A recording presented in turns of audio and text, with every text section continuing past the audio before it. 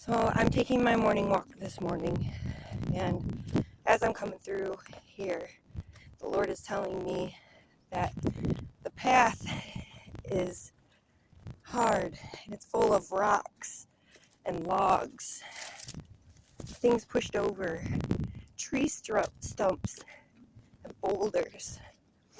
But He has a light unto our feet. We're supposed to pay attention where we're walking. If I was up looking at this beautiful scenery, or even if it was, a horrible situation, then I would probably stumble.